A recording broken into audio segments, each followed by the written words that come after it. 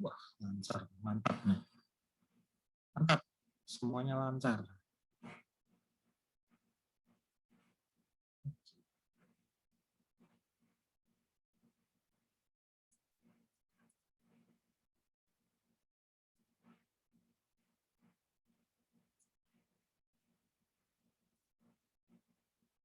Screen share.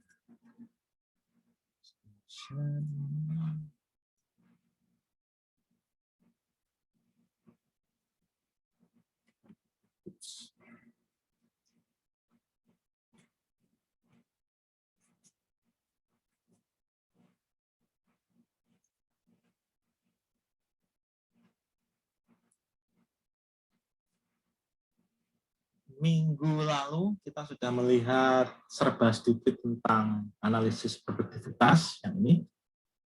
Terus fokus kita adalah kita melihat fisik, terus kemudian kita juga melihat legal, dan terakhir kita melihat lokasi. Khusus untuk lokasi, kita melihat dua macam pengertian lokasi ya, lokasi dalam konteks fisik dan lokasi dalam konteks ekonomi. Kalau dalam konteks fisik, orang melihat lokasi itu dari sisi lintang bujur, dari sisi utara selatan, dari sisi apanya masjid, apanya pasar. Oh, saya di sebelahnya jembatan, sebelah jembatan berarti apa? Rumahnya kuntilanak sebelah jembatan. Oh, saya dekat jembatan. Oh, saya dekat gereja. Oh, saya belakangnya kelenteng. Nah, itu kan, itu berarti orang melihat lokasi dari sisi fisik. Ada juga orang yang melihat lokasi dari sisi ekonomi. Karena lokasi dari sisi ekonomi kan manusia makhluk sosial itu ya. Berarti kita melihat bahwa yang dimaksud dengan lokasi itu menunjukkan bahwa tanah atau rumah atau ruko atau segala macam itu properti lah ya. Properti itu merupakan sarana untuk mewadahi aktivitas manusia. Itu properti. Itu dalam sisi dalam konteks ekonomi. Saya beli rumah karena rumah itu mau saya pakai sebagai tempat tidur, saya pakai ngajar, saya pakai lihat film dan seterusnya. Saya punya ruko karena ruko itu mau saya pakai sebagai tempat laundry. Saya buka laundry, kalau siang depannya saya pasangi kafe. Kalau minggu sampai jam 10 itu saya pakai sebagai tempat jualan sarapan. Kalau sekarang ya saya pakai jualan takjil sama sore.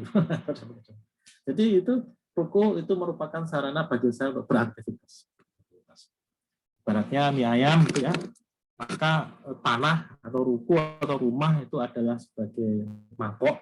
Terus aktivitas saya di atas di dalam rumah itu adalah mie ayam. Tanpa mie ayam, tanpa mangkok ya saya akan sulit untuk makannya. Susah. Itu yang kita ngelihat konsep lokasi dari sisi aktivitas, dari sisi ekonomi. Karena tidak mungkin aktivitas itu dilakukan secara mandiri, fully self-sustain itu nggak mungkin. Karena manusia itu makhluk sosial, ya. Jadi kita itu pasti butuh orang lain, ya nggak mungkin lah kita itu melakukan semuanya sendiri itu tidak mungkin. Makanya film Robinson Crusoe itu ya nggak masuk akal. Tom Hanks ketika dia main di Castaway itu juga tidak masuk akal, tidak mungkin terjadi. Semua orang tuh butuh orang lain. Makanya di dalam tradisi Islam itu diajarkan bahwa yang menjadi saudara terdekat kita itu adalah tetangga. Jadi kalau Anda punya saudara, ya saudara itu ya saudara ya. Cuman saudara yang paling dekat itu adalah tetangga. Karena kalau ada apa-apa kita main tetolnya ke tetangga, bukan ke siapa kayak yang jauh gitu, bukan ke kakak saya. Kakak saya tinggal di sidoarjo kan. Kalau ada keperluan, misalkan ada yang sakit, masa saya minta tolong yang sidoarjo saya kan ya terlalu jauh. Ya tetangga yang saya minta. Ada kakak kelas Anda dulu, mungkin nggak tahu, Anda sudah pernah ketemu atau belum sama dia ya? Pernah dengar kejadian anak penilai koma terus meninggal? Belum pernah ya? Belum Pak saya Pak. Belum pernah ya? Oke, berarti Anda belum tahu lah ya. Jadi sekitar bulan Desember, awal Desember 2019. Oh, belum masuk ya awal Desember 2019. Anda masuk tahun 2020 ya? Tahun berapa Anda masuk? Desember 2019 kan harusnya? 2019 Pak. 2019 ya? Iya, iya. Jadi 2019 kan harusnya ya masuk ya. Kan 2020 nggak ada penerimaan. Jadi bulan Desember 2019 itu salah satu mahasiswa penilaian perempuan itu ditemukan tidak sadarkan diri di kontrakan. Di rumah, di kamar atau di kamar mandi, lupa saya. Kalau di kamar. Jadi nggak sadar. Terus yang nemu itu yang orang jamin yang sebenarnya ngonangi ya, yang tahu pertama kali itu adalah yang punya rumah, terus yang rumah kontrakan itu terus dibawa ke nggak sadar, dikira pingsan, nggak sadar, bawa ke rumah sakit Premier, ternyata koma, si kawan ini koma. Saya waktu itu ada acara di Ponawarman, di Jalan Penawaran di dekat Blok M sana. Waktu balik ke kampus dapat kabar itu, terus ternyata ada Pak Riko yang sedang standby di rumah sakit. Udah saya jalan ke sana juga, ngobrol-ngobrol gitu. Oh ternyata si mahasiswa ini koma sampai tengah malam, nggak sadar. Orang tuanya kerja di Gatot Subroto, orang pajak orang tuanya. Yang perempuan ibunya di Gatot Subroto, bapaknya di Jawa Tengah, salah satu KPP mana di Jawa Tengah. Datang ke Premier, ya sampai malam tuh nggak sadar, masih koma terus, nggak bisa ngapa-ngapain, ya koma, tidak menunjukkan tanda-tanda kehidupan kecuali jantung yang berdenyut, karena berdenyutnya itu karena ditopang oleh mesin. Ditunggu sampai malam nggak ada tanda-tanda ada perbaikan itu, terus dimusyawarahkan dengan orang tua, ini anaknya bagaimana, karena ketika di scan itu ternyata otaknya itu ada kelainan. Jadi ada kelainan otak si anak ini yang membuat dia tidak tahan stres. Kalau nggak salah seperti itu kalau nggak salah. Akhirnya dia koma. Terus akhirnya di gimana nih? Tidak ada tidak ada tanda-tanda perbaikan itu. Baik, sepakati untuk mesinnya disepakati untuk dimatiin. Begitu mesinnya dimatiin ya dan jantungnya berhenti ya dia. Ya ini kan orang tuanya jauh kan, orang tuanya tidak satu rumah dengan si anak. Bapaknya di Jawa Tengah, ibunya tinggal di Gatsu, anaknya ngontrak di Jurang Mau. Nah, makanya yang pertama kali bawa ke rumah sakit itu bukan orang tuanya, tapi adalah tetangga kontrakan. Nah ini kan menunjukkan bahwa makhluk sosial tidak bisa lepas dari hubungan dengan manusia lain. Ya sama seperti itu juga ketika Anda melihat properti dalam konteks ekonomi, aktivitas ekonominya akan bisa jalan, hanya akan bisa jalan kalau dia berhubungan dengan aktivitas yang lain. Dan kata lain, tanah, rumah, ruko, kantor, dan segala macamnya itu akan harus berhubungan dengan tanah, rumah, kantor yang lain. Jadi kemarin kita melihat ada hubungan yang berupa dominan dan subordinate. Ada yang melihat hubungan antara dominan dengan satellite. Ada yang melihat hubungan lain lagi yang sifatnya komplementer. Ada yang sifatnya substitusi, ada yang sifatnya melayani. Jadi ada hubungan antara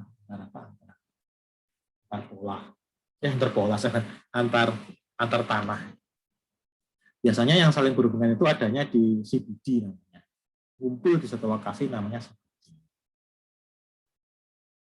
Kalau hubungan antar satu tanah dengan tanah yang lain itu lancar, dalam artian nggak macet, jalannya nggak rusak, jalannya aman, dan seterusnya, berarti orang akan bilang, oh lokasinya strategis. Kenapa? Oh karena saya mau ke pasar dekat.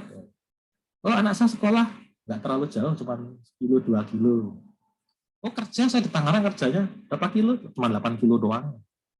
Ini nggak terlalu jauh. Makanya orang bilang lokasi strategis. Kayak gitu. Makanya yang menjadi kata kunci adalah dominan. Aktivitas apa yang dominan? Bimbingan berarti dia yang menjadi magnet, sehingga membuat orang datang ke situ. Aktivitas yang dominan ini yang kemudian menjadi dasar bagi analis atau bagi penilai untuk mengestimasi demand. Kita hari ini akan melihat bagaimana kita menggunakan aktivitas dominan ini untuk mencoba melihat potensial demand itu seperti apa sih. Yang kita pakai adalah apa yang disebut dengan basic economy yang mana? Yang akan kita pakai adalah ini. Atau basic economy. Untuk memahami ini, saya minta Anda untuk kembali kepada semester 1. Pelajaran ilmu ekonomi di semester berapa? 1 apa 2? 1 ya? 1 sih kalau nggak salah ya? 1 Pak pengantarnya. 1 ya. Saya minta Anda untuk kembali ingatan Anda dibawa ke semester 1. Pengantar ilmu ekonomi. Hubungan bentuk sederhana pada satu sistem ekonomi itu ada 2. Jadi interaksi antara rumah tangga dengan perusahaan atau bisnis. Ya, kalau saya menyebut bisnis ini tidak selalu berarti perusahaan ya, tapi sekolah itu juga bisnis. Sekolah negeri itu bisa bisnis. Kantor pemerintah, PKN STAN juga bisnis. Artinya ada rumah tangga, ada juga lembaga. Lembaga ini kalau di STAN ini artinya bisa sempit ya. Orang dengan badan lah, orang pajak gitu, orang pribadi dengan badan. Orang pribadi jualan, badan juga jualan. Orang pribadi atau rumah tangga itu jualannya berupa apa? Kalau Anda masih ingat, jualan ke badan, jualan ke perusahaan, apa yang dia jual? Ini pelajaran tenaga kerja ya Pak.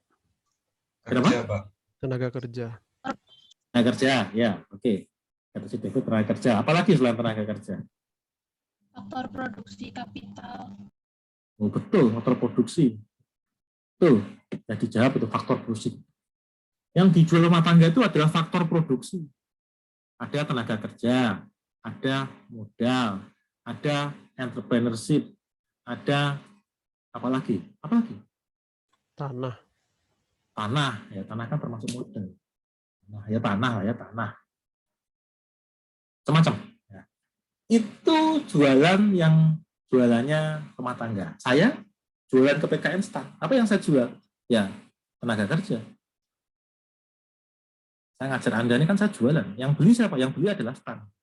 Nah, STAN, berarti saya adalah rumah tangga ini. Nah, saya jual kepada STAN berupa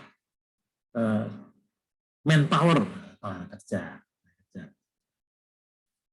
Terus sebagai imbalannya saya dapat setiap bulan akhir bulan, awal bulan sebetulnya. Awal dan akhir bulan.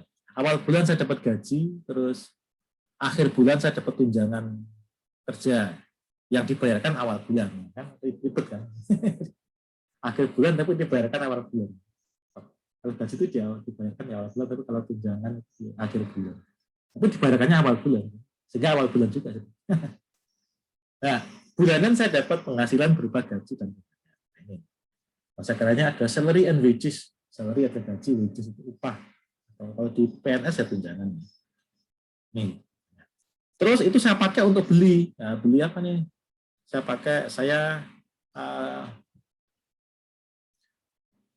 beli apa? Supaya listrik saya nyala ya saya beli listrik dari PLN. Supaya makanan saya nggak cepat busuk ya saya beli kulkas. Supaya saya bisa ngajar ya saya beli internet dari Telkom. Beli saya. Uang yang saya peroleh dari kerja saya pakai untuk membeli barang dan jasa. Saya tidak pernah saya pakai lagi, yang tidak pernah saya beli lagi sekarang ini adalah jasa potong rambut. Saya sudah lama nggak potong rambut. Yang potong rambut adalah istri saya sekarang. Saya lama sih dari tahun 2014 ya, sudah berapa tahun ya? Ya 7 tahun. Saya nggak pernah pakai jasa potong rambut lagi. Mirip. Nah itu adalah ekonomi yang paling sederhana. Saya beli sepatu dari sepatu saya, karena saya tiap hari, nggak tiap hari sih, rutin sering tiap pagi saya olahraga kecil-kecilan itu, maka saya beli sepatu yang enak dipakai untuk olahraga. Dulu ketika saya nggak seperti itu, ya saya ngapain beli sepatu? Buat apa? Makanya beli sepatu. Sepatu yang buat apa? Pabrik sepatu. Yang bikin adalah pabrik sepatu. Ternyata ketika kering, tenggorokan kering, mau minum tapi puasa, wah kacau. Gimana nih? Nah, ketika pabrik sepatu itu bikin sepatu, ternyata sebagian dia dijual di toko sepatu, sport station gitu ya, sebagian dijual di sport station, sebagian lagi dibawa ke Singapura, sebagian lagi dibawa ke Belanda, sebagian lagi dibawa ke Jerman. Nah, ini kemarin itu dulu pernah saya diolah-olahi, ada kawan saya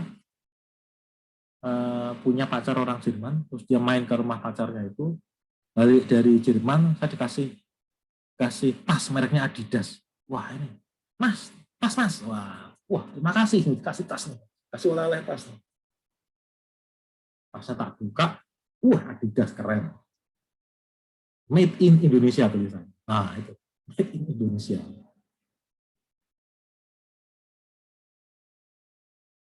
Jadi ketika ternyata ada sebagian tas buatan Indonesia yang tidak dijual di Indonesia. Dalam konteks ini ada tasnya Adidas dijualnya di Jerman sana itu. Dijualnya di Jerman. Jadi ada sebagian tas bikinan pabrik itu yang saya beli ya. Ada juga yang dibawa ke Jerman. Yang saya beli ini adalah di sini nih berarti. Nah, sini berarti. Muternya di sini nih yang saya beli. Tas yang saya beli itu muternya ada di sini. Tapi ketika tas itu dijual ke Jerman, ya di sini dia muternya. Industri yang sifatnya seperti ini, yang dia bisa jualan keluar dari lingkup wilayah ekonomi di sekitar dia, itu namanya adalah basic industry.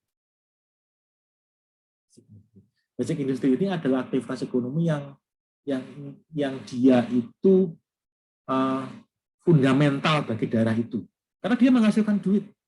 Nah, menghasilkan ini, karena begitu pabrik itu jualan tas ke Jerman, ya kan sama Jerman kan dibayar.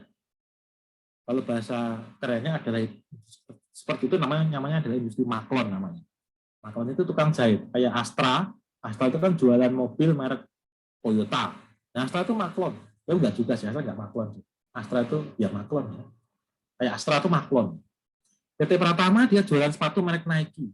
Seluruh jualan Pratama itu dibeli oleh Nike semuanya. Bahan-bahan dikirim oleh Nike, terus nanti ketika sudah jadi langsung dibeli oleh Nike. Pratama nggak pernah jualan sepatu di Indonesia. Nah, berarti Pratama itu dia ekspor semuanya. Beli oleh Nike, dijual ke gimana saya nggak tahu. Yang jelas tidak di Indonesia yang jelas. Nasibnya sama kayak tas tadi itu. Tas bikinan Adidas itu tidak dijual di Indonesia, tapi dia dijualnya di Jerman sana, di negeri asalnya Adidas. Seperti itu. Jadi ketika kalau kemarin kita melihat ekonomi itu, melihat lokasi itu dari sisi aktivitas ekonomi yang dominan apa gitu ya. Maka pada pelajaran hari ini kita melihat bahwa ternyata aktivitas ekonomi yang dominan itu adalah aktivitas ekonomi yang bisa menghasilkan duit yang karena dia jualan ke luar daerah itu. Kayak Pratama jualan sepatu ke Nike, sama Nike entah dijual kemana. Pabrik Adidas dia jualan tas ke Jerman sana, ekspor. Karena dari jualan ekspor dia bisa menghasilkan uang. Uang ini nanti dia pakai untuk beli pulaan, kalau saya bilang pulaan, beli bahan sepatu dari perusahaan lain. Kemudian dia pakai untuk bikin sepatu. Terus kemudian dia dipakai untuk bayar pabrik buruh sepatu. Dia pakai untuk bayar CEO, pabrik sepatu. Dia dipakai untuk bayar saya yang kerja di sini dan seterusnya. Itu muternya seperti itu. Muter. Dengan demikian, dominant activities itu merupakan basic activities. Dan dia merupakan jantung dari perekonomian yang ada di wilayah ini. Karena dia menghasilkan uang. Dia menghasilkan uang. Basic activity. Seperti itu. Yang menjadi kunci berikutnya adalah yang menjadi pertanyaan berikutnya. Terus bagaimana cara kita menentukan apa? Menentukan. Jadi yang menjadi dominant activities atau basic activities di daerah suatu daerah itu apa nih? Ya kemarin kita sudah tunjukkan beberapa contoh. Kalau di Tangsel di sekitar tempat saya ini berarti apa nih? Oh, berarti residensial. Karena banyak klaster itu. Yang membuat orang datang ke Pondok Jagung Timur adalah karena dia mau beli rumah di sini. Beli rumah di Pondok Jagung Timur. Tempat saya. Jadi yang menjadi dominant activities, basic activities ya rumah. Karena ketika saya beli rumah di sini, itu saya bukan orang sini. Saya orang Madiun. Yang tahu nongkrong ke sini, sebelum ke sini saya sudah pindah kemana-mana. Saya pernah tinggal di Kalibata, pernah tinggal di Cirebon, pernah tinggal di Jogja, pernah tinggal di Magelang, pernah tinggal di Malang, tinggal kemana-mana itu kan. Pernah tinggal di Asia, nggak ketahuan lah. Sampai ujung-ujungnya nongkrong di sini, nongkrong di Serpong. Saya kan bukan orang Serpong asli. Jadi alasan saya datang ke Serpong adalah di Pondok Jagung adalah karena saya beli rumah di kira-kira seperti itu. Kalau Anda main ke Tangerang Kota, makanya dominan apa di sana? Di sana adalah apa nih yang dominan di sana? Pabrik. Ada yang gede-gede kayak Tivico, itu pabrik tekstil besar sekali. Ada Argo Pantes, itu luar biasa juga. Ada pabrik Aki, Yuasa. Ya. Terus ada Gajah Tunggal yang membuat ban, ada ban radial, ada ban mobil, ada ban motor, ban sepeda. Itu Gajah Tunggal. Itu adanya di Tangerang. Geser ke Cilegon, ada pabrik baja di sana, KS Krakatau Steel. Geser ke Lampung, di sana ada, kalau Lampung itu identik dengan perkebunan. Bisa tebu, bisa sawit, bisa karet gitu. Itu Lampung. Kalau geser ke Jogja, apa tuh? Pendidikan. Sekarang ada banyak kampus, ada pariwisata. Geser ke Solo itu pariwisata yang dominan. Geser kemana lagi? Oh, geser ke Kalimantan Timur, oh tambang. Kalso, oh batu bara. Nah, kayak gitu. Seperti itu. Dan geser ke Manado, wisata dominan. Geser ke Maluku, oh di sana ada seafood yang dominan. Nah, kayak gitu. Jadi ini adalah industri dasar. Cuman permasalahannya adalah itu kita sudah bisa mengira-ngira. Cuman secara Anda tidak perlu mengkhawatirkan kayak gini. Nah, ini secara umum ya di dalam bukunya si Fanning itu dia mengidentifikasi 1, 2, 3, 4, 5 cara dalam mengidentifikasi industri dasar. Cara yang pertama adalah dari existing data. Ini adalah data yang sudah dibuat oleh instansi tertentu. Fanning menyebut planning agency. Ini juga dicopas di PowerPoint ini. Tapi saya bilang bahwa di Indonesia tidak ada lembaga manapun yang menghasilkan publikasi yang isinya adalah identifikasi industri yang sifatnya berorientasi ekspor. Tidak ada di Indonesia. Sehingga nomor 1 ini bisa Anda coret.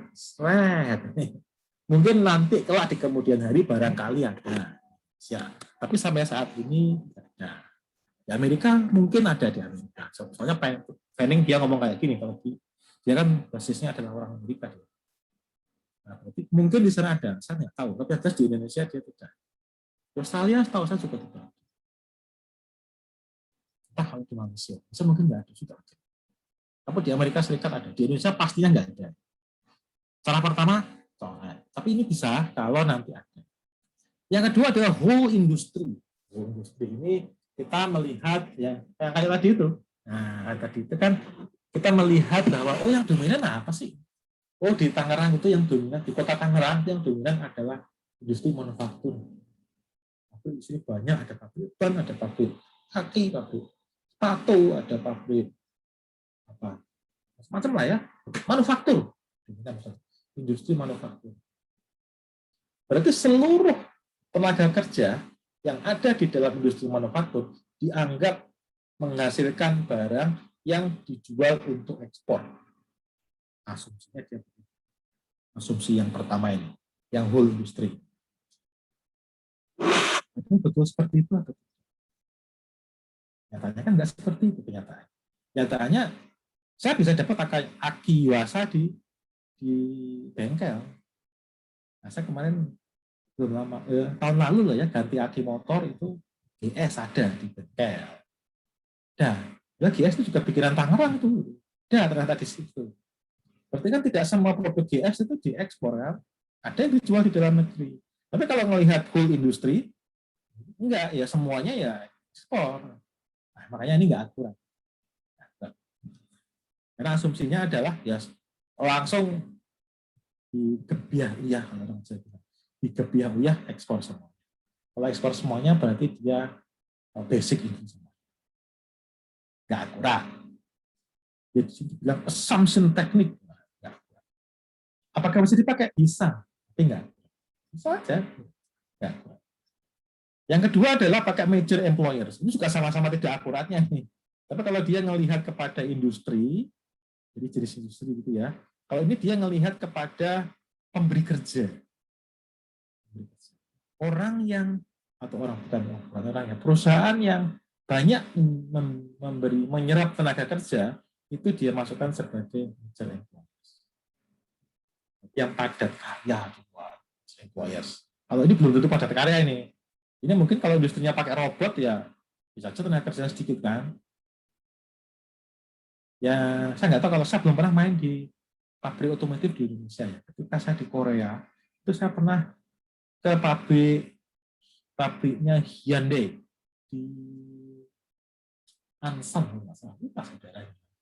Pabriknya Hyundai. Jadi dia itu di situ di pabrik mobil Hyundai itu praktis jumlah tenaga kerja itu tidak banyak. Sedikit, nggak banyak, hanya yang orang steward yang orang lalu lalang itu sedikit.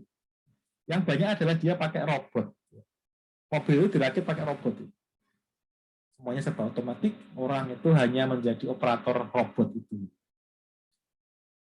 Jadi dia sekedar mulai dari masang, bikin bodi, masang, ada sasis, dikasih bodi dikasih mesin dikasih interior, terus interior dipasangi kaca, terus dicat segala macam, semuanya dikerjakan oleh robot.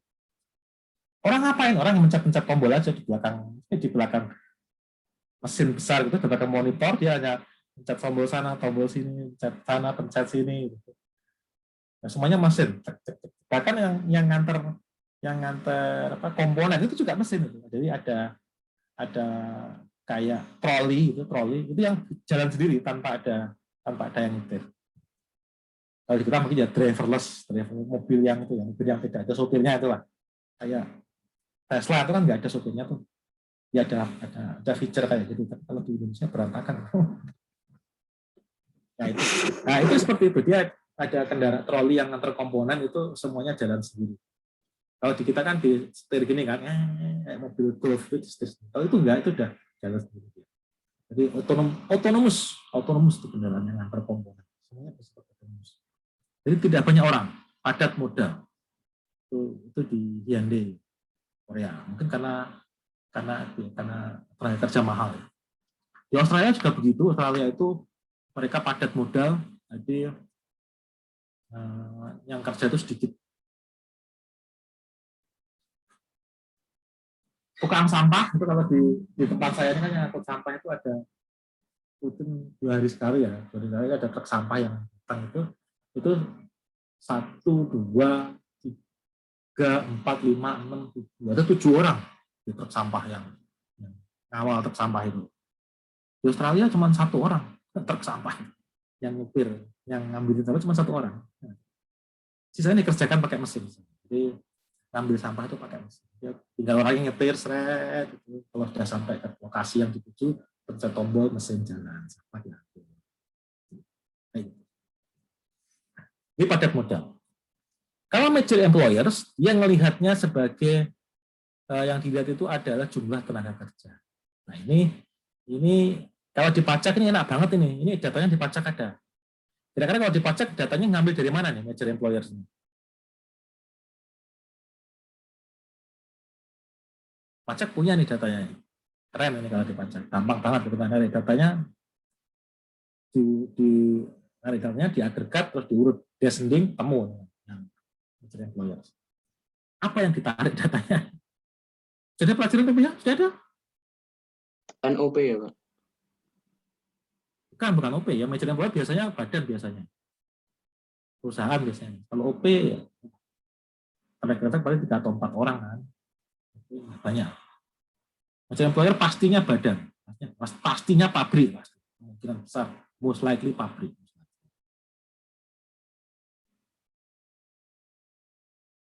Data mana kalau di PPH? Ada ide? Pajak punya datanya. Kerjaan saya dulu salah satunya adalah ngolah data yang dari sini. Yang hasilnya bisa kita pakai untuk ini.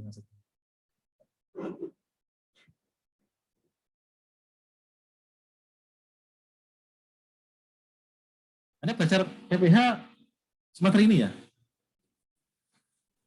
Iya, Pak. Iya, Pak. Nah, sampai mana? Sampai mana pelajarannya?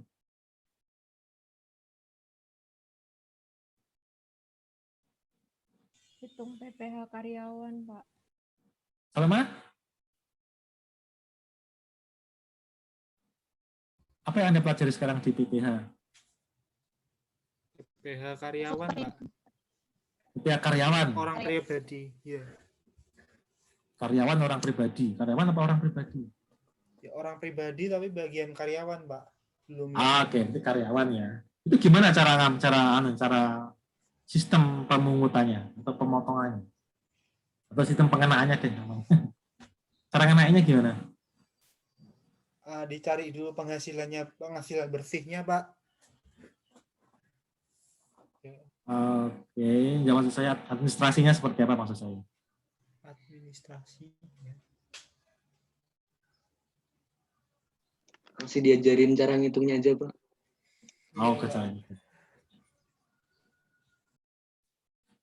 Oke, ini jadi mungkin sudah pernah dengar PPH pasal 21? Tahu kan? Sudah sampai situ kan? Ya kan? Isinya apa PPH pasal 21 itu?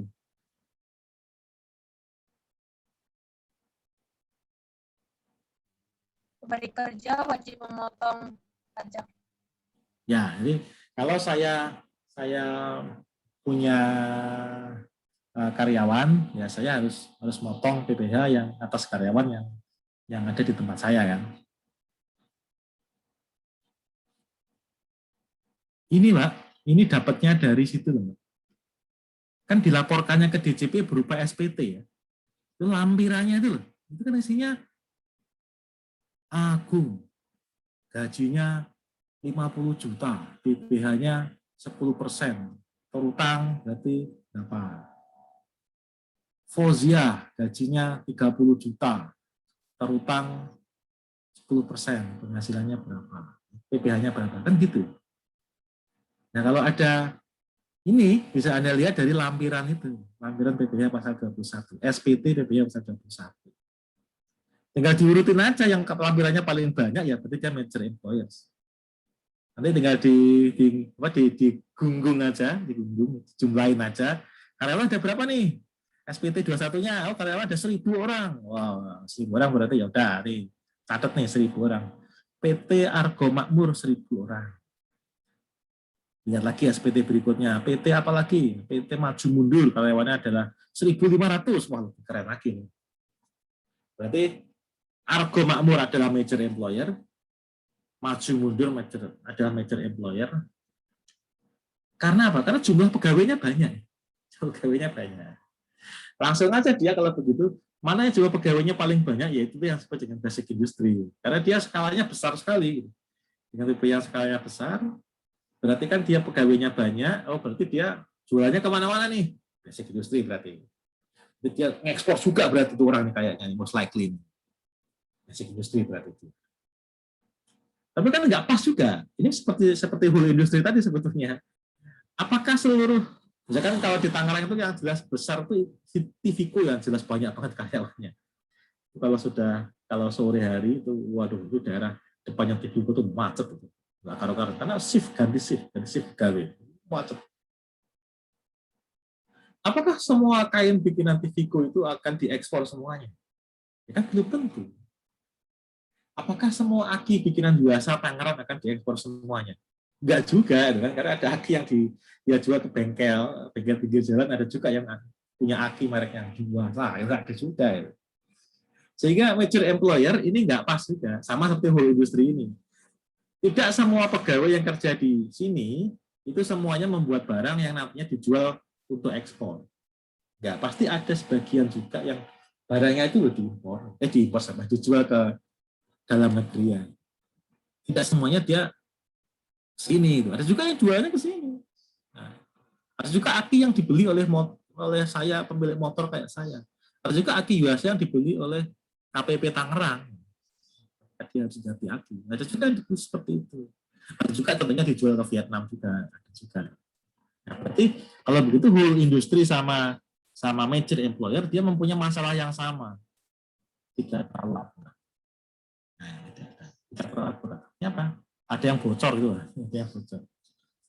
Yang seharusnya nggak kehitung malah kehitung. Makanya dua ini nggak terlalu akurat. Ini nggak mungkin dilakukan karena nggak ada yang mau melakukan. Ini nggak terlalu akurat, ini juga nggak terlalu akurat. Makanya muncul yang namanya refined list of major employers. Jadi yang ini dari sini terus kemudian dibersihin. Nah, dari 1.000 orang ini, 1.000 orang yang kerja membuat aki Yuasa, itu kira-kira berapa persen yang hasil jualannya itu diekspor. Itu refined list of major employer itu begitu. Terus caranya gimana? Kita kan nggak mungkin tahu kan, menilai mana tahu yang begitu-begitu kan, nggak tahu lagi ya.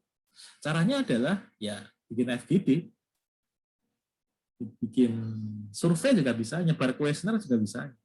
Kita nanya ke pelaku industri, Mas, Mbak, CEO, ini kalau ada 1.000 orang yang kerja bikin aki Yuasa, itu kira-kira berapa persen sih yang diekspor? Oh, yang diekspor itu 20%, yang 80% dijual di dalam negeri di Indonesia sendiri.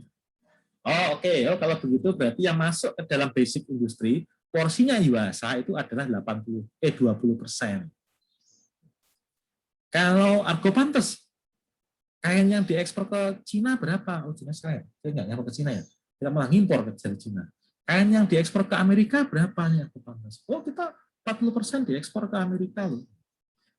60% baru kita jualannya ke dalam negeri aja. Pulau lain paling. Oh, berarti kalau begitu, basic industri bagiannya Argo Pantes itu adalah 40%. Itu kita nggak tahu kalau kita nggak melakukan survei. Kita nggak tahu kalau kita tidak nanya. Kita nggak tahu kalau kita nggak wawancara. Kita nggak tahu kalau kita nggak bikin FGD. Jadi, yang nomor 4 inilah yang paling akurat sebetulnya. Karena kita dapat informasi langsung dari si pelaku industri sendiri. Dia yang langsung memberikan informasi. Nah ini, makanya di sini kita bisa misahin tuh, oh yang porsinya Argo Pantes, yang basic itu ternyata 40% loh. Yang sisanya 60% itu non-basic. Oh porsinya Yuasa itu cuma 20% yang basic, yang 80% dia non-basic. Jadi dari sini kita bisa membedakan Yuasa yang diekspor itu cuma 20%, tapi yang dijual di dalam negeri sendiri itu 80%. Nah, Argo Pantes berapa yang dijual ke Amerika itu 40%. 60% dia dijual di sini. Jadi kalau begitu kita bisa melihat bahwa hanya dari satu industri itu tidak mungkin semuanya ekspor dan tidak mungkin pula ya mungkin juga ada juga industri yang fully yang dijual di domestik. Artinya gini, tidak mungkin juga sih ya. Kayak industri yang sifatnya maklon itu semuanya ekspor, 100% ekspor. PT Pratama yang ada di Tangerang, di Serpong, itu dia basic industri. Karena apa? Karena semua sepatu buatan PT Pratama itu dibeli oleh Nike. Semuanya tanpa pandang bulu. PT Pratama tidak pernah jual Nike di Indonesia. Semuanya dibeli oleh Nike. Dijual kemana? Ya dijual ke negara maju biasanya. Eropa, Amerika, Australia, gitu. Yang dijual di Indonesia kan ada Nike juga. Oh ada. Tapi kalau Anda buka di Nike yang di Sport Station itu biasanya adalah made in China atau made in Vietnam itu. Yang made in Indonesia hampir tidak ada. Atau malah saya belum pernah nemukan. Saya belum pernah nemukan. Itu yang apa ya? Saya lihat. Bata misalkan, Bata kan punya pabrik sepatu di Kalibata itu. Tapi kalau Anda mampir ke toko Bata, toko sepatu Bata, Anda lihat sepatu-sepatu yang ada di situ, itu biasanya adalah buatan Cina. Jadi buatan pabrik Bata yang ada di Kalibata itu kemana dia perginya? Ya nggak tahu. Mungkin dibawa ke Eropa sana, ke Ceko, tempat pusatnya Bata kan ada di Ceko. Di Ceko sana barangkali dijualnya di Eropa. Kemungkinan. Yang jelas tidak dijual di Indonesia. Karena Bata di Indonesia juga made in China, made in China, made in China. Sehingga di sini kita bisa tahu bahwa dalam satu pabrik itu tidak mungkin, bukan tidak mungkin, ya mungkin tapi kecil, tapi sedikit. Kalau di Indonesia ya juga sih. Ada kemungkinan loh tidak terjadi seperti ini, gitu. Ada kemungkinan. Tapi ada juga yang separuh-paruh atau mungkin sebagian ekspor, sebagian lokal. Kalau ini kan semuanya fully dianggap ekspor. Ya. Untuk industri maklon, ya. Tapi kalau bukan maklon kan enggak seperti itu. Cara terakhir adalah yang disebut dengan koefisien lokasi. Kalau koefisien lokasi ini, dia menggunakan mengolah data yang disajikan oleh pihak ketiga. Jadi olah untuk mencoba mengestimasi berapa persen punyanya lokal, berapa persen yang dilarikan ke ekspor. Mengapa kok kita mengidentifikasi basic industry jadi arah yang penting banget? Karena begini, kalau ada basic industry, maka dia akan menghasilkan duit di sini yang dipakai di sini. Semuanya adalah PKN STAN aja deh. Kalau ada Safik, orang mana Fik? Safik.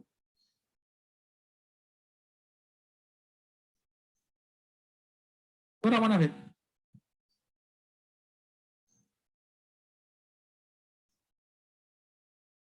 Asalmu dari mana Fik? Safik Nadir. Saya Pak, Ya, dari Purwakarta Pak, Jawa Barat. Purwakarta. Ya. Purwakarta. Oh, iya. Sudah lama nggak main?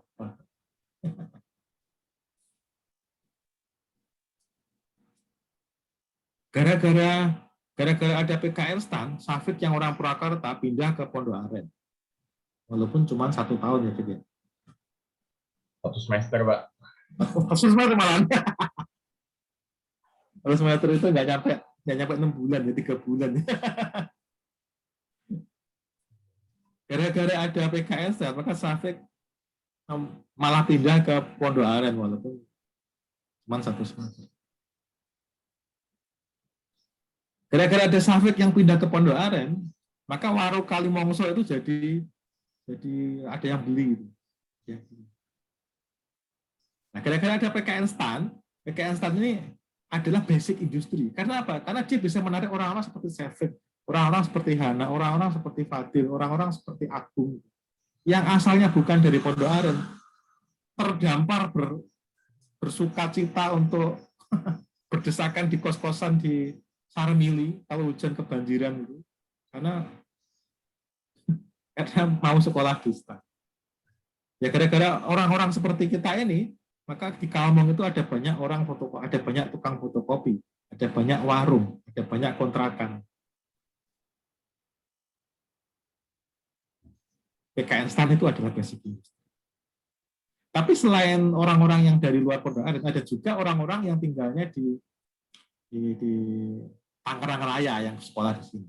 Ada orang yang tinggal di Ciputat sekolah di STAN. Ada juga orang yang tinggalnya di Tangerang Kota, Babaan, kuliah di STAN juga. Ada orang yang tinggalnya di Pamulang, kuliah di STAN. Nah, berarti STAN itu tidak hanya menerima mahasiswa dari luar Tangerang Raya, tapi juga dari Tangerang Raya juga.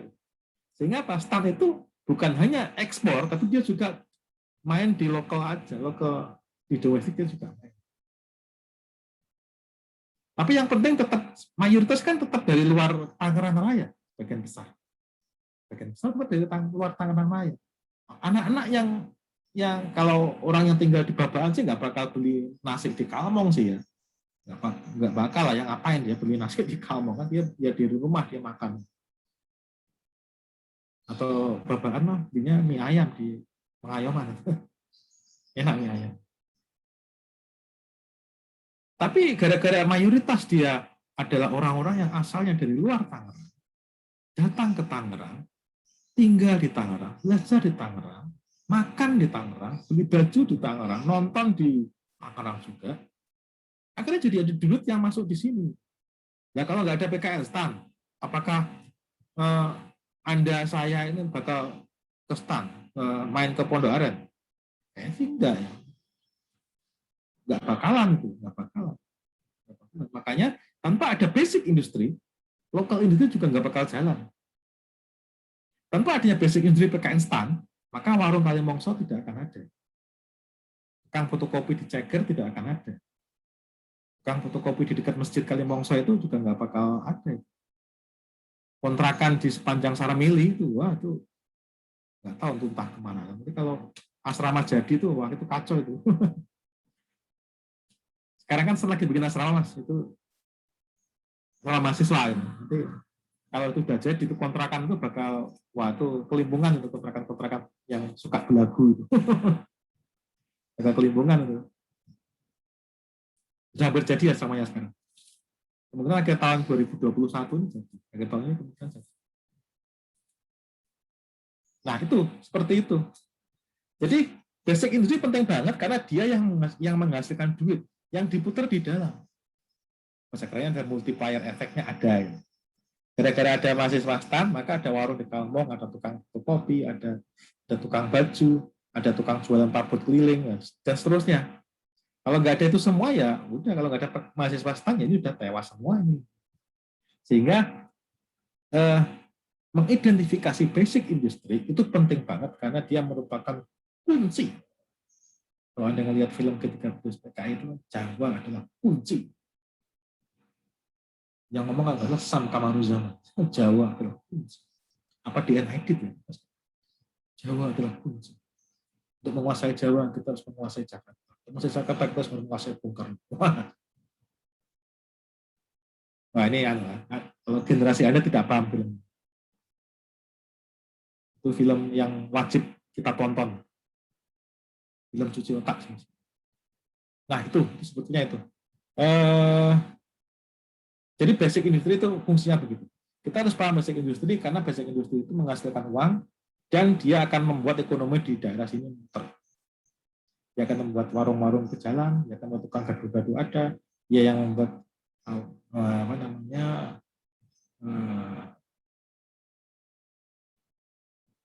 bebek selamat laku gitu ya di sini gara-gara ada basic industri.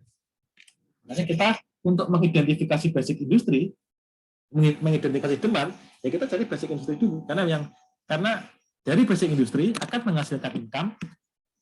Karena apa? Karena ada employment, karena ada tenaga kerja. Ada tenaga kerja, ada menghasilkan duit muncul demand. Ya kan? Ada mahasiswa yang datang ke STAN, akhirnya muncul kebutuhan akan dosen, saya daftar, akhirnya saya daftar jadi dosen di STAN, akhirnya saya digaji oleh PKN STAN. Tanpa adanya mahasiswa PKN STAN, saya nggak bakal ngajar di STAN, ngapain saya ngajar di STAN? Nggak bakal STAN butuh dosen baru. Ya, saya nggak bakal ngajar di STAN kalau STAN nggak bakal buka lowongan untuk dosen karena tidak ada mahasiswa. Nah kayak gitu, makanya ada saya di situ, saya digaji dan uangnya saya pakai untuk beli beras, uangnya saya pakai beli baju, saya pakai beli baterai, saya pakai beli TV dan seterusnya. Saya pakai beli internet, saya pakai beli listrik, saya pakai beli bensin dan seterusnya. Yang membuat muter, akhirnya membuat ini muter. Ya tanpa adanya PKN STAN ya pom bensin, terus PLN, terus Telkom, semua kehilangan customer karena saya nggak beli dari mereka. Saya beli dari mereka karena saya perlu untuk ngajar. Kalau nggak ada itu ya saya nggak bakal beli dari mereka. Ya, makanya basic industry penting banget. Basic industry dia menghasilkan lapangan kerja menghasilkan uang dan uang itu merupakan faktor utama yang menghasilkan demand. Dan kemarin demand itu terdiri atas needs, wants, dan purchasing power alias duit. Tanpa ada purchasing power, ya tidak akan ada demand. Karena purchasing power diperoleh dari kerja, maka lapangan kerja menjadi proksi dari uang. Semakin banyak lapangan kerja di suatu daerah, berarti banyak uang yang beredar di daerah itu. Proksi ini wakil. Proksi. Jadi kalau Anda mendengar istilah proxy war itu ya berarti ya perang proksi, perang antar wakil. Kayak di Yaman sekarang yang terjadi ada proxy war. Siapa? Amerika melawan Iran. Iran lewat siapa? Saudi Arabia. Iran lewat siapa? Lewat Houthi. Amerika lewat siapa? Saudi Arabia. Yang perang adalah Saudi Arabia melawan Houthi. Tapi biasanya Saudi Arabia di backup oleh Amerika, Houthi di backup oleh Iran. Jadi proxy war antara Iran dan Amerika. Jadi proxy, nah dalam ini, kalau dalam konteks kita proxy income, proxy duit itu adalah lapangan kerja. Semakin banyak lapangan kerja, berarti semakin banyak uang beredar. Mengapa? Ya, karena orang yang kerja dibayar. Kalau nggak dibayar, ya ngapain dia kerja? Ya, enggak. Ada juga sih orang yang kerja nggak dibayar. Juga itu orang yang sifatnya volunteer, itu orang yang kerja tapi nggak dibayar. Di kita tidak terlalu banyak kegiatan volunteer, tapi di Australia banyak banget yang volunteer. Di Australia tuh dikit-dikit volunteer, dikit-dikit volunteer. Bahkan pemadam kebakaran di Australia itu volunteer, alias tidak dibayar. Kalau di kita kan pemadam kebakaran kan digaji, di mereka pemadam kebakaran itu nggak digaji, volunteer itu, tenaga sukarela. Yang dia punya kerjaan lain selain jadi pemadam kebakaran. Nah itu, makanya semakin banyak lapangan kerja, berarti semakin banyak uang, karena orang kerja dapat gaji, ya. Berarti kan semakin banyak kerja semakin banyak uang, karena dia semakin banyak gaji. Makanya lapangan kerja itu merupakan proksi dari uang. Jadi kita bisa memperkirakan demand dengan melihat lapangan kerja. Yang kalian begitu. Kalau kita tahu bahwa lapangan kerja banyak, maka ya demandnya bakal banyak juga di daerah situ. Karena duitnya juga bakal banyak. Itu kira-kira yang beberapa cara yang bisa kita lihat. Karena lapangan kerja ini kebanyakan asal-muasalnya itu dari industri yang sifatnya basic industri, kemudian trickle down efeknya ke non-basic industri, maka kita melihat ke asbabun nuzulnya dulu, yaitu yang basic industri. Kira-kira seperti itu. Ini ada di sini ada rumus macam-macam. Saya tidak akan, Anda tidak perlu khawatir lah dengan rumus-rumus kayak gini. Ini dia apa step 1, step 2, step 3 apa sih? Jangan terlalu dikhawatirkan, cuekin aja. Kita akan ke Excel. Excel ya. Nah ini yang saya sampaikan. Penambahan total populasi yang kemarin saya bilang ini nggak pas. Penambahan total penduduk yang pas. Juga jangan total tapi jumlah. Penambahan jumlah penduduk itu yang lebih. Saya akan stop share terus saya akan share ke Excel ya. Excel sudah saya bagi di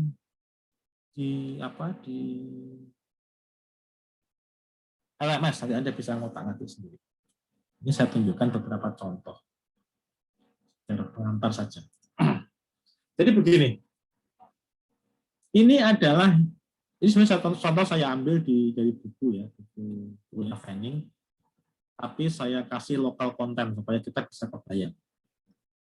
Konteksnya saya geser ke kita supaya bisa kebayang.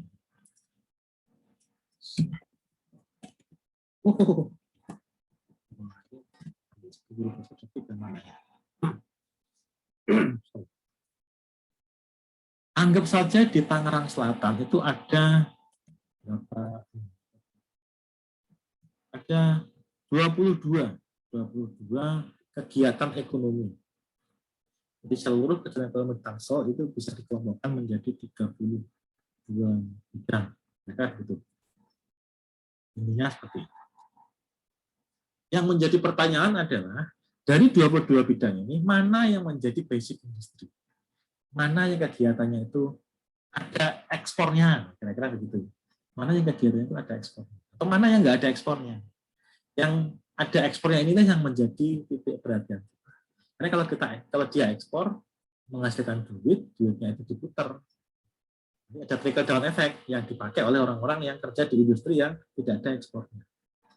Pada PK instan untuk ekspor, duitnya ada trickle down effect ke supplier laptop, supplier speaker, supplier komputer, supplier spidol, supplier papan tulis, warteg, kalimongso, dan seterusnya. Itu trickle down effect-nya seperti itu. Jadi kita harus pegang dulu PK instannya. Pegang dulu asbab nuzulnya. Asbab nuzulnya kita pegang dulu PK instan. Nah, kita dari 22 bidang ini, mana yang kira-kira menjadi asbab nuzul, basic industri, sumber dari segala sumber, core of the core dari duitnya itu ada di industri mana aja. Kalau tadi PK instan kan jelas badan ya. Kalau ini kan industri. Ini kalau PK instan berarti industri pendidikan, education. Nah, ini juga seperti itu. Industri pendidikan ada nggak di sini? Industri pendidikan harusnya. Oh, ini ada educational services. Ya. Sekarang bagaimana cara kita memilih mana yang basic, mana yang nggak basic? Karena kan yang menjadi fokus kita adalah basic, yang nggak basic dicuekin aja. Yang basic yang harus kita pegang. Caranya adalah kita dengan melihat jumlah tenaga kerja yang ada di sektor itu. Misalkan nih, yang paling atas nih, pertanian. Dia di Tangsel dia menyerap 610.000 tenaga kerja, alias 0,44%. Ini asalnya dari 600.000 ini dibagi dengan 139.000. Ini adalah total jumlah lapangan kerja di Tangsel. Sehingga porsi dari pertanian itu hanya 0,44%. Porsi dari tambang 0,25. Porsi manufaktur 11,9. Oh, hampir 2%, besar sekali. Nah, sehingga kita bisa tahu bahwa di Tangsel ini yang paling gede apa? Oh, ini yang paling gede. Kesehatan 12,44. Oh, enggak, retail yang paling gede 12,47. Ada retail, kesehatan, sama manufaktur yang paling gede di Tangsel. Di bawahnya ada ini jasa professional services. Ini keahlian, dokter, akuntan, dan seterusnya. Penilaian masuk di situ. Terus apalagi nih yang gede di sini? Yang 4%. Jadi ini adalah finance 4%. Mulai dari 7%. Educational, pendidikan 7,9, hampir 8%. Tangerang Selatan. Sekarang kalau kita geser ke Pondok Aren, nanti kita bandingkan Pondok Aren sama Tangerang Selatan. Untuk industri yang sama, industri pertanian, di Tangsel dia porsinya adalah 0,44%, di Pondok Aren dia 0,04%. Sepersepuluhnya. Terus pendidikan, real estate. Real estate dia di Tangsel itu 2,55%, 2,6%. Di Pondok Aren 1,39%. Pendidikan di Tangsel itu 7,89%, Pondok Aren dia hampir 13%. Terus bagaimana cara ngitung basic dengan non basic? Untuk menentukan basic, ya kita bagi aja. Bagaimana perbandingan antara Pondok Aren dengan Tangsel? Nanti ini dibagi dengan ini. Sehingga kalau porsinya Pondok Aren dibagi dengan porsinya Tangsel, saya ketemu koefisien lekas. Di sini saya ketemu angka 2,86. Berarti porsinya porsinya Pondok Aren itu lebih gede dibandingkan dengan porsinya Tangsel. Berapa? 2,86 kali lipatnya.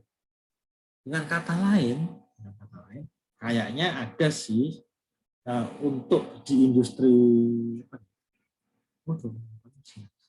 tambang ini kayaknya sih ada sebagian yang dia hasilnya itu tidak dikonsumsi di Pondok Aren. Kayaknya ada deh hasilnya yang dibeli oleh orang di luar Pondok Aren. Berapa porsinya? Porsinya adalah 2,86 kurangi 1, yaitu 1,8. Karena kalau satu pas ya, satu pas berarti kan porsinya Pondok Aren sama persis dengan porsinya Tangsel nih. Satu pas itu. Pas. Itu thresholdnya di situ. Bagaimana kalau ini lebih kecil daripada Pondok Aren? Nah, kayak ini lebih kecil. Ini 0,33, dia 0. Berarti antara Tangsel dengan Pondok Aren gedean Tangsel. Oh, berarti kalau begitu output dari industri utilita, seperti kayak air, listrik, terus internet, telepon, dan seterusnya, itu ternyata habis dikonsumsi di dalam Pondok Aren aja.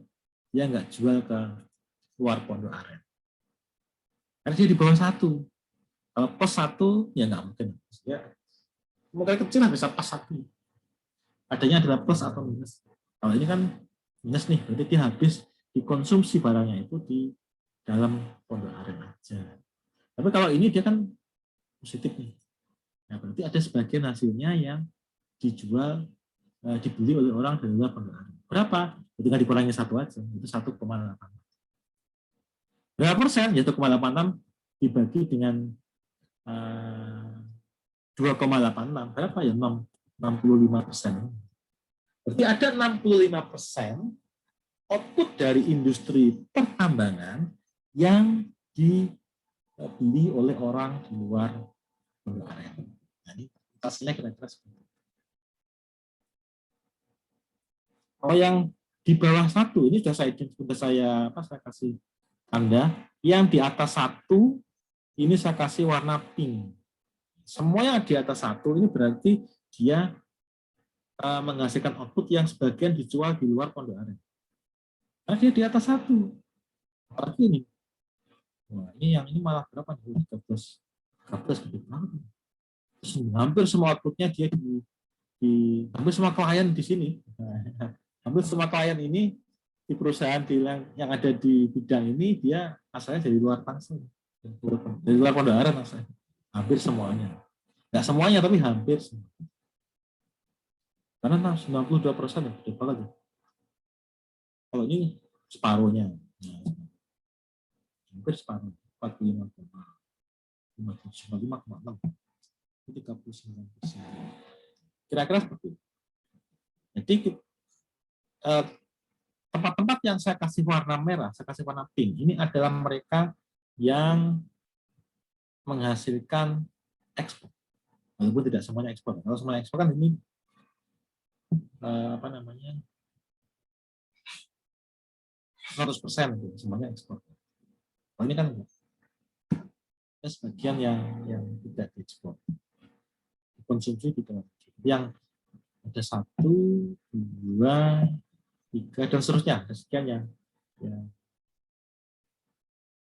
menghasilkan produk untuk ekspor. Kalau begitu, nah kalau ini karena di sini ada 65%, sementara untuk orang yang kerja di mining ini ada berapa? 1.400 orang, berarti yang kerja di sektor mining yang orientasinya, yang barangnya dijual ke luar Tangsel, keluar Pondok Aren itu sebesar 900 orang, asalnya dari 65% dikalikan 1.429. Nah, ini sekian.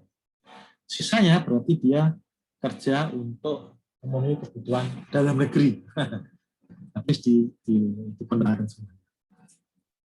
Kalau dijumlahkan ya, kalau ini dijumlahkan, maka di seluruh di Pondok Aren ini terdapat 30.000 orang yang bekerja menghasilkan barang-barang atau jasa-jasa yang dibeli oleh orang di luar Pondok Aren.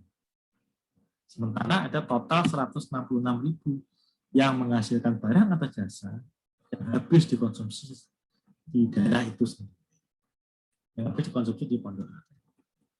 Nah, interpretasinya. Oke, sampai di sini ada bisa diikuti?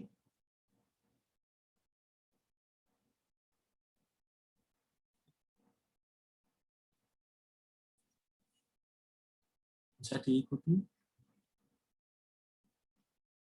Bagaimana Mbak Arum? Oke Mbak Arum? Paham, Pak. Ini Excel-nya ada ya, nanti bisa di bisa dibuka di LMS untuk apa, untuk logikanya. Oke, lanjut.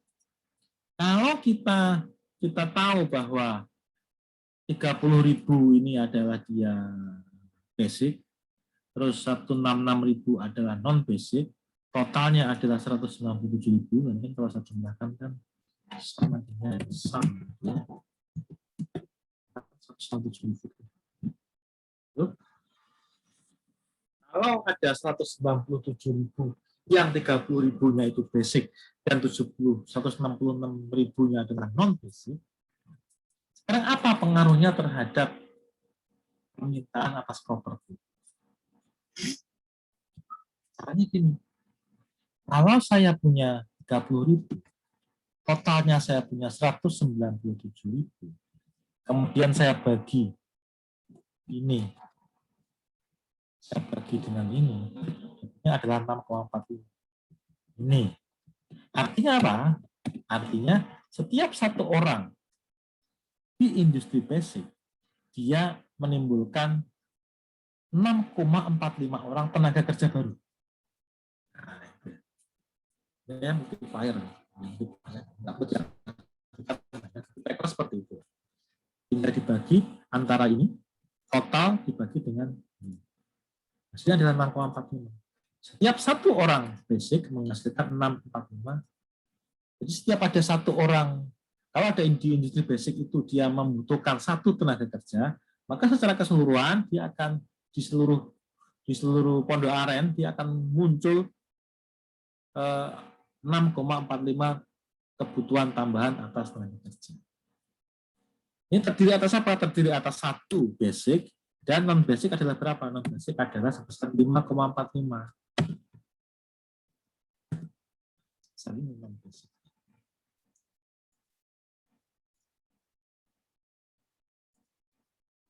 Total sehingga ada 6,45 yang terdiri atas satu basic dan 5,45 non basic.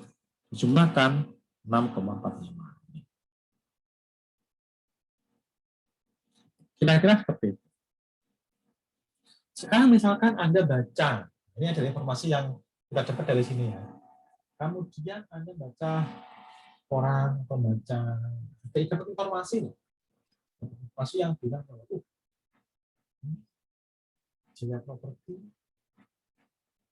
mau membuka proyek baru. Bukan apa? Buat perubahan. Di mana di daerah Kebayoran, daerah Regensi namanya. Daerah Regensi. Ini proyek perumahannya gede banget, ada beberapa klaster gitu. Terus dia akan menghasilkan, dia butuh tenaga kerja banyak. Berapa 1.000 orang tenaga kerja? Proyek JIP membuat perumahan di daerah Regensi, dia membutuhkan 1.000 orang tenaga kerja. Kabarnya begitu, kabar burung. Kabar burung. Nah, mengingat ada multiplier sebesar 6,45. Yang satu orang dia menghasilkan 6,45 orang. Tapi kalau ada 1.000 orang dia menghasilkan berapa? Ya tinggal menghasilkan berarti 6,45 kalikan 1.000. Menghasilkan 6.453 orang. Artinya apa? Setiap satu orang penambahan tenaga kerja gara-gara JRP buka klaster itu akan memunculkan lapangan kerja baru sebesar 6.000. Yang terdiri atas basicnya adalah 1.000, non basicnya dia berapa? Non basicnya ya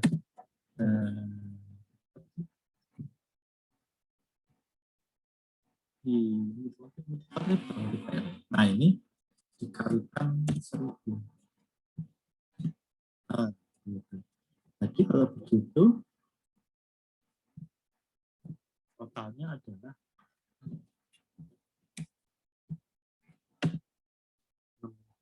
6.453 yang terdiri atas 1.000 basic dan 5.400 non basic.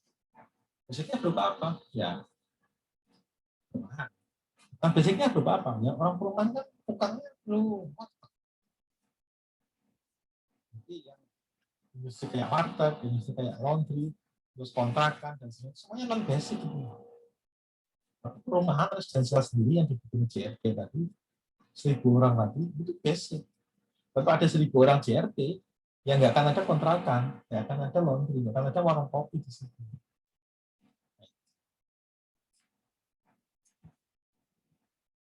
Sampai di sini bisa dipahami? Oke, jelas di sini? Bertanya, Pak. Mbak Fauzia. Itu tadi yang mengenai multiplier, tadi kan Bapak bilang kalau ada satu pekerja di sektor basic akan menghasilkan 6,45 pekerja tambahan gitu ya Pak maksudnya. Nah itu maksudnya itu satu orang yang bekerja di basic akan memunculkan 6 pekerja baru. Berarti kalau misalkan ada banyak pekerja 30.000 dikalikan 6,45 itu nanti apa tenaga kerjanya makin banyak sedangkan tempat kerjanya kan nggak nambah juga Pak. Apa nanti tidak muncul. Jadi 6.000 orang ini 6.000 orang ini tidak di properti semua, Mbak. 6.000 orang ini yang di properti cuma 1.000 orang. Sisanya di lain-lain itu. Ya kayak tadi kan, 1.000 orang tukang. Jadi ada tukang, ada mandor, ada kepala tukang, ada segala macam. Itu 1.000 orang. Cuman 1.000 orang kan dia butuh makan. Beli warteg kan, gara-gara ada 1.000 orang ini maka muncul warteg baru. Ya, di warteg itu ada yang punya warteg, ada mungkin sama suami istri gitu punya warteg, terus dia ada satu orang yang masak, terus ada satu orang lagi yang disuruh belanja, 4 orang dia sudah warteg. Terus kemudian dia juga perlu kontrakan. Nah kontrakan ini ada yang bersih-bersih di kontrakan itu 1 orang, 5 orang. Terus dia juga perlu, kadang-kadang dia juga sakit juga kan, perlu klinik juga nih, dokter. Sehingga ujung-ujungnya apa? Ujung-ujungnya ya 6 orang ujungnya. 1 orang dia ternyata bisa menimbulkan 4 orang. Yang trickle down effect. Nah, gitu. Tapi yang kerja di properti sendiri ya cuma 1.000 orang itu aja. Yang lain-lain itu yang lain-lain lagi. Yang lain itu di mana-mana itu, nyebar kemana-mana. Ada yang di tukang laundry, ada yang di pasar, ada yang karena dia juga perlu beli kopi juga kan. Beli kopi kan berarti kopi kapal api. Itu kan permintaan atas kopi kapal api naik yang rekrut orang lagi. Ada orang yang bawa motor keliling jualan kopi keliling. Ada di situ ada kopi segala macam. Nah, itu satu lagi nambah lagi. Kadang-kadang ada proyek bikin perumahan. Itu Mbak Fauzia. Baik Pak, sudah. Terima kasih Ya. Pak. Ya. Nah, yang lain-lain itu sebesar berapa? Sebesar 5.000 nih, yang lain-lain. Nah, yang di properti sendiri cuma 1.000, yang lain-lain itu 5.000. Totalnya berapa? 6.000. Nah, kira-kira seperti itu. Ini basic sama non basic. Makanya kalau tidak ada 1.000, yang 5.000 juga nggak bakal ada. Sehingga 6.000 juga nggak bakal muncul. Kalau nggak ada proyek pembuatan rumah di kebayoran regency, ya ini juga tidak ada. Ini juga tidak ada. Tidak akan ada orang keliling jualan kopi di situ, nggak ada warteg di situ, nggak ada orang buka kos-kosan di situ. 5.000-an tidak ada. Alhasil 6.000 ya nggak ada. Makanya 1.000 ini adalah kunci. Tanpa 1.000, 5.000 tidak akan ada. Makanya harus ada 5.000. Nah, itulah makanya 5.000. Ada lagi yang mau ditanyakan? Kuncinya adalah trickle down effect, ya netes. Menyebabkan yang lain. Chain reaction-nya nongol. Oke, kalau tidak ada, sekarang saya akan melihat kepada, berarti kan dia total tenaga kerja kan 6.400 orangnya. Sekarang saya akan pindah ke yang lain, pindah ke sini. Apakah screen saya sudah ganti ke browser? Apakah masih Excel? Belum, Ya, Pak. Excel. Pak. Excel, Pak. Excel. Excel ya, oke. Itu saya salah sharingnya. Masih Excel. Sekarang saya share screen. Browser Excel? Sudah browser, Pak. Browser ya, oke. Browser saya akan bikin buat tab baru aja. Saya akan pindah ke websitenya BPS Banten. Sekarang saya buka BPS-nya ini aja deh. Nah, saya akan pindah ke websitenya BPS Provinsi Banten. Di situ ada keterangan mengenai data tentang tingkat partisipasi angkatan kerja. TPAK. TPKA ini TPAK ini dia adalah perbandingan antara jumlah tenaga kerja dengan jumlah penduduk. Jadi itu kira-kira seperti itu. Jadi kalau Anda ketemu TPAK terus hasilnya adalah 50%, itu berarti setiap 2 orang penduduk itu 1 orang kerja. Yang 1 orang lagi nggak kerja. Ketika maksudnya, jadi 1 bagi 2 kan. Jadi setiap, kalau TPAK 50%, berarti setiap 2 orang, itu 1-nya kerja, 1 orang kerja. Ini kita lihat di daerah Tangerang Selatan, ini berapa TPAK-nya? Tahun 2020, nah ini dia di situ dibilang 62,49. Berarti setiap ada 2 orang di Tangerang Selatan, itu 1,2-nya kerja. Nah, berarti 1 orang plus 1 orang lagi ada tangannya sama kakinya. Gitu. Sehingga 0,2. Jadi ada 1 orang lagi, 1 orang, ada orang yang punya kepalanya 2 sama kakinya 3 itu barangkali. Sehingga 1,2 di situ.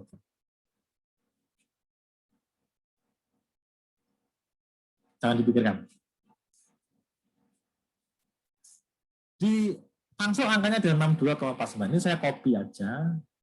Ini saya copy, terus saya kembali ke Excel. Terus saya paste ke sini. Value. 9%.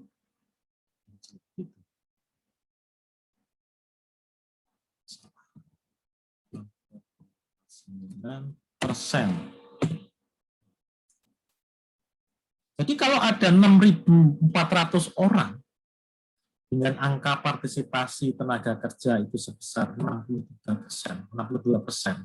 berarti akan ada penambahan penduduk sebesar 10.000 orang.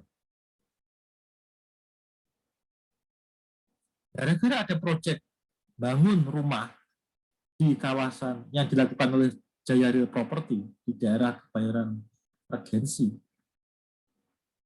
itu akan menimbulkan tenaga kerja baru sebesar 6.500 orang, yang total itu berarti 10.000 orang jumlah penduduk baru muncul yang datang ke daerah situ, ke Tangerang Selatan. Karena 1 orang dia akan ngajak 1,2 orang, 1,2 orang. 1 orang dia akan ngajak ini 1,2 orang, sehingga nambah. Maknanya apa? Ya tadi maknanya. Gara-gara ada proyek yang menghasilkan penduduk sebesar 1.000 orang, menyerap tenaga kerja sebesar 1.000 orang, akan muncul orang baru sebesar 10.000 orang. Ini bukan berarti orang ini dia punya bawa keluarga sebesar 10 orang gitu ya, kan? Tapi ini berarti gara-gara ada 1.000 orang ini mungkin 1 orang dia ngangkut dia bawa teman, mungkin bawa teman satu anak barangkali ya, atau mungkin 1 istri sama 1 anak 2. Terus orang yang jualan warkop itu dia bawa keluarganya 3 orang. Nah itu sudah berapa orang tuh? 2 tambah 3 sudah 5 orang. Terus yang tukang kopi keliling dia bawa istri 1. Nah, 6 orang. Nah itu seperti itu dia. Terus yang tukang laundry, terus kontraan, terus wah dan seterusnya. Yang multiplier efek itu semuanya bawa orang-orang sendiri. Sehingga gara-gara ada 1.000 orang yang kerja di proyeknya punyanya Jaya Property, bangun perumahan, bangun klaster, itu dia akan mengakibatkan penambahan jumlah penduduk sebesar 10.000 orang. Ada nama jumlah penduduk. Terus apa hubungannya dengan permintaan rumah? Ya, ini kan butuh rumah, butuh tinggal, butuh tempat tinggal dia ini. Butuh tempat tinggal dia. Masalahnya adalah berapa jumlah rumah yang diperlukan? Apakah 10.000 juga? Ya enggak kan? Satu orang kan bisa, satu rumah kan bisa tinggali berapa orang kan? Sama seperti kontrakan Anda, satu kontrakan ditinggali berapa orang kan? Saya dulu di Jogja ngontrak rumah di daerah Jalan Kaliurang dekat kampus UGM itu, satu rumah kita isi 10 orang, banyak banget. 1, 2, 3, 4, 5, 6, 7, 8, 9, 10, 11, 12 orang. 12 orang. Nah, rumahnya gede banget sih rumahnya. Rumahnya besar sekali, kamarnya ada banyak. Jadi yang akhirnya menghuni di situ adalah kita rame-rame 12 orang, plus hantunya 1. Hantunya muncul pada waktu-waktu tertentu. Saya sudah cerita ya rumah hantu di Jogja nih ya, benar kan? Nah itu hantu itu bikin kita repot itu. Semua yang pernah tinggal di situ sudah diganggu sama si hantu itu. Dari yang levelnya ringan, kayak saya kan levelnya paling ringan nih. Jadi saya numpang nonton TV di kamarnya kawan itu, kan nonton TV kan, malam-malam sekitar jam 7:30 lah, nonton TV. Mati, TV-nya mati sendiri itu. Kok mati? Padahal yang lain nyala semua nih, TV saya masih dengar TV dari kamar depan masih nyala, dari rumah depan masih nyala. Nyala kok TV lain mati sendiri. Tak nyalain lagi. Mati lagi. Wah, nyalain lagi, mati lagi. Wah, ini hantunya nggak mau diganggu-gugat ini. Langsung saya kabur saya. Ada teman yang mau jalan, saya ngikut aja, dia nggak tahu dia jalan kemana, saya ngikut aja. Yang paling ringan.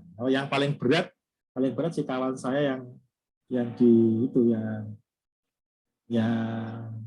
dilihatin ada perempuan keluar dari lukisan malam-malam jam 2.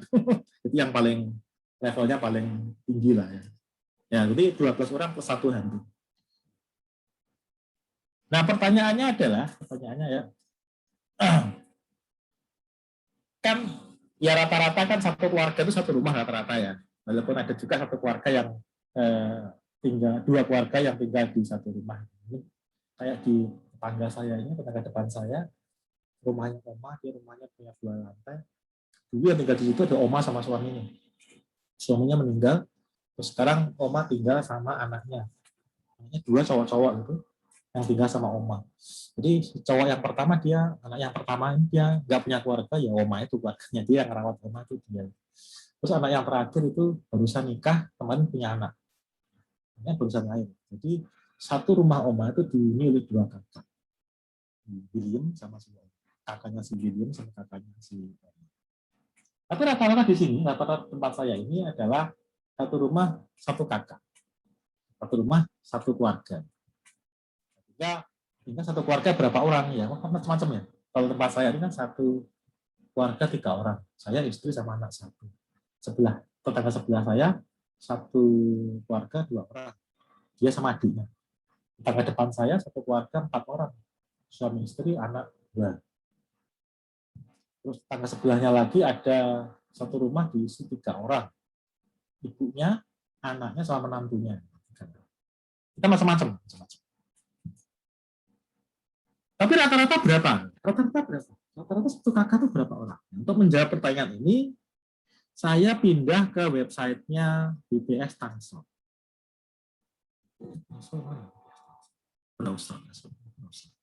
Saya pindah ke websitenya BPS Tangsel. Ada di situ BPS mana? Nah,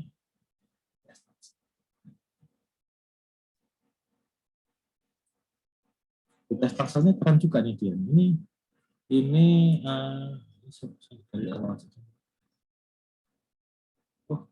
Ini data hasilnya nih. BPS Tangsel itu ini kali. Nah, ini dia. Asli keren BPS.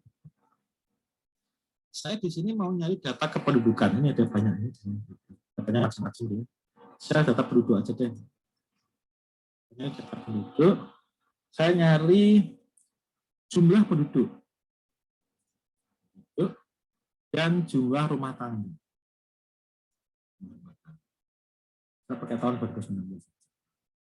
Ini penduduk sama rumah tangga. Seluruh kecamatan seleksi semuanya. Satu. Datanya seperti ini. Bisa download aja. Unduh data, berubah Excel.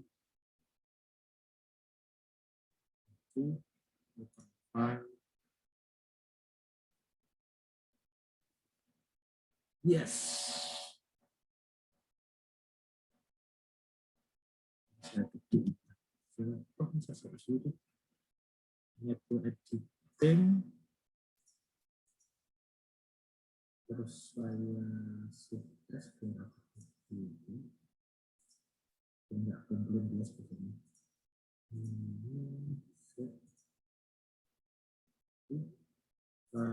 biar bagusan formatnya. Nah,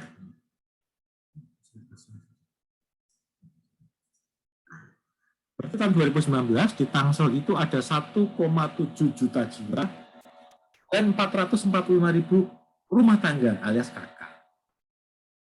Rumah tangga. Yang ingin saya tahu adalah satu rumah tangga itu berapa orang? Kita tinggal saya bagi aja. Berarti jumlah orang di dalam satu rumah tangga itu ini berapa? 3,9. Ya. Nah, berarti satu KK di Tangsel itu terdiri atas 3,9 orang. Jadi 4 orang, tapi orang yang satunya lagi itu nggak punya kepala. Gitu, 3,9. Rata-rata di Tangsel itu 3,9 orang. Ini saya copy aja, saya pindah ke Excel saya tadi. Di sini saya paste value. Nah, kalau ada penduduk sebesar 10.000 orang, terus satu warga itu terdiri atas 3,9 orang, berarti ada 2.600 keluarga. Dari mana ya ini dengan 10.000 dibagi dengan 3,9? Berarti 2.600 ini dia adalah apa nih? Jumlah kakak, jumlah keluarga, jumlah rumah tangga. Kalau satu rumah tangga itu dia menempati satu rumah, kalau nih, kan ada yang enggak satu rumah, ada yang 2 rumah tangga satu rumah, ada yang seperti itu. Itu enggak terlalu. Kalau satu rumah tangga itu satu rumah, berarti ada potensi 2.632, ya 2.600 lah ya, 2.600-an kebutuhan rumah tangga. Gara-gara ada orang 1.000 orang yang kerja di proyeknya Bintaro. Ya. Gara-gara ada 1.000 orang yang tinggal, gara-gara Bintaro Jaya punya proyek yang menyerap tenaga kerja 1.000 orang, itu menimbulkan efek samping berupa penambahan kebutuhan rumah sebesar 2.600. Apakah rumah ini ditinggali oleh orang ini? Ya belum tentu. Mungkin ini yang tinggal di sini. Ya, mungkin ini yang tinggal di sini. Bisa jadi. Mungkin ini juga tinggal di sini. Atau mungkin gabungan dua-duanya tinggal di sini. Bisa jadi. Kita nggak pernah tahu. Jelas. Gara-gara ada kepakan sayap di Amerika sana, terjadi banjir di India. Nah, butterfly effect-nya kira-kira seperti itu. Gara-gara ada perayaan upacara keagamaan di India, ada 115, ada kebijakan di Indonesia yang melarang orang India masuk ke Indonesia. Gara-gara efek sampingnya seperti itu. Nah, kira-kira seperti itu. Jadi gara-gara ada 1.000 orang yang kerja di proyeknya JRP, ada kebutuhan tambahan rumah sebesar 2.600. Ini mungkin tidak hanya ditempati oleh orang ini, bisa juga oleh siapapun itu lah ya. Siapapun, kita nggak pernah tahu dari mana yang butuh rumah saya, kita nggak pernah tahu. Nah, ada butuh rumah sebesar 2.600 saja. Ini bisa berarti rumah baru, atau rumah second hand, atau rumah kontrakan, atau rumah sendiri. Nggak tahu juga, kita nggak tahu. Yang ada kebutuhan sebesar 2.600. Inilah untuk manfaatnya, bukan manfaatnya. Dengan kita mengidentifikasi basic industri, kita bisa menghasilkan ini loh. Nanti minggu depan kita akan lihat 2.600 ini dia rumahnya tipe kayak apa sih? Rumahnya harga berapa sih? Luasnya berapa sih? Atau rumahnya yang ada di daerah mana sih? Atau ini ada tambahan 2.600 orang ini dia 10.000 KK ini dia menghasilkan ada permintaan, tambahan permintaan mall nggak sih? Ada tambahan permintaan pusat belanja nggak? Dan seterusnya, and so on and so forth. Nah, kira-kira seperti itu. Jadi dengan mempelajari basic industri, kita bisa melakukan estimasi. Kita bisa memperkirakan kebutuhan tambahan atas properti. Mungkin rumah, mungkin ruko, mungkin kios pasar, dan segala macam. Dan seterusnya. Itu tentang basic. Nah, nanti sebetulnya yang whole industry, terus yang major employer, terus yang refined major employer, semua arahnya untuk ngitung kayak gini. Tapi saya yakin hasilnya pasti beda-beda. Ya. Kalau caranya aja udah beda, ya hasilnya pasti beda-beda. Terus mana yang paling tepat dari major employer, terus refined major employer, terus whole industry, terus coefficient lokasi ini, mana yang paling oke? Ya semuanya oke. Jawaban saya adalah semuanya oke. Tergantung pada keadaan konteks yang Anda lakukan. Datanya adanya untuk apa?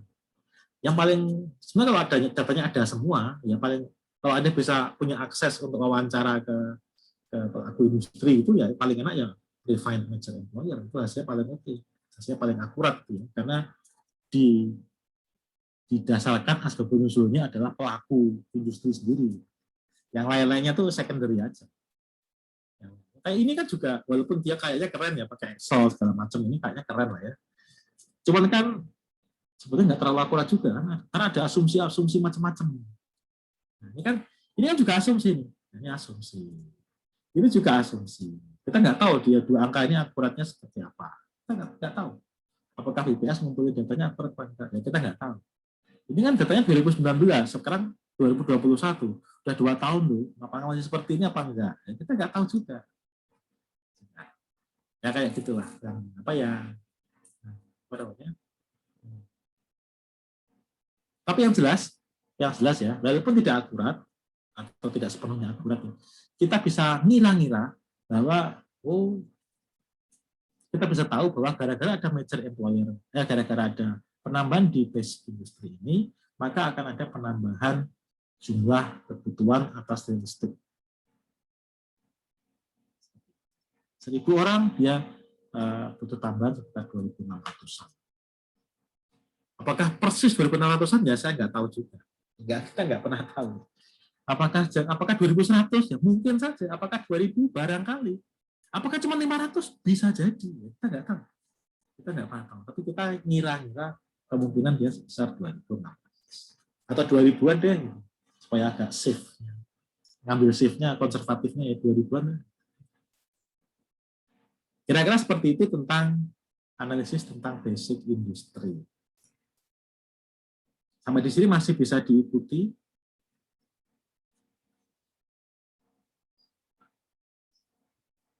Ada yang perlu ditanyakan buat sini?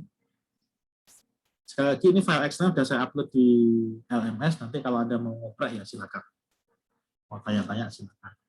Mau tahu rumusnya ya terus. Ini yang saya bilang apa? Saya bilang ya Anda nggak perlu ngapalin rumus yang ada di buku, yang ada di PowerPoint nggak perlu, ya ngapain sih? Nggak usah dihafalkan, kayak gini aja. Ini lebih sederhana. Oke, ada yang mau ditanyakan? Bapak Ibu semua? Tidak ada?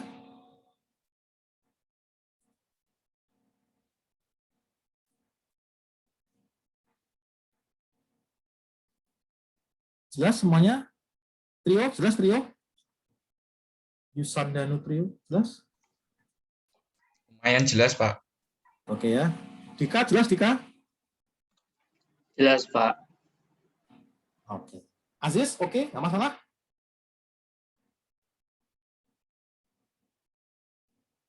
Oke, Pak. Aman. Oke, aman ya. Oke, kalau aman, nggak apa-apa. Mengenai tugas, ada yang ditanyakan? Tugas pengumpulan data pasar, kelompok sudah dibagi? Sudah dibagi, Pak. Sudah ya? Oke, sip ya. Nanti kalau ada apa-apa, kasih tahu ya. Kalau tidak ada yang ditanyakan, Zoom akan saya tutup ya. Nanti mungkin Anda bisa eksplorasi di LMS. Mungkin demikian, terima kasih. Ketemu lagi minggu depan. Kita akan eksplorasi mengenai domain analisis minggu depan lebih tajam. Minggu depan nggak ada ya? Minggu depan udah libur ya Anda ya? Wah iya. Belum, Pak. Satu minggu lagi, Pak. Di satu minggu ketemuan lagi, Pak. Satu bentar lagi ya? Minggu depan udah libur ya? Masih kuliah, Pak. Oh, masih kuliah? Oh, oke. Sip. Tanggal 10 libur, Pak. Tanggal 10 ya? Tanggal 10 libur ya? Oh, oke, sip. Ya, berarti kita masih ketemu minggu depan lah ya. Oke, mungkin demikian. Kalau tidak ada pertanyaan, saya tutup kelas. Ketemu lagi minggu depan. Saya cek portal sudah tutup. Oke, demikian. Terima kasih. Dan selamat berbuka puasa. Oh, masih sahur.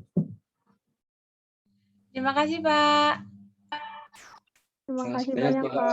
Makasih, Pak. Makasih, Pak. Makasih, Pak. Makasih, Pak. Terima kasih, Pak.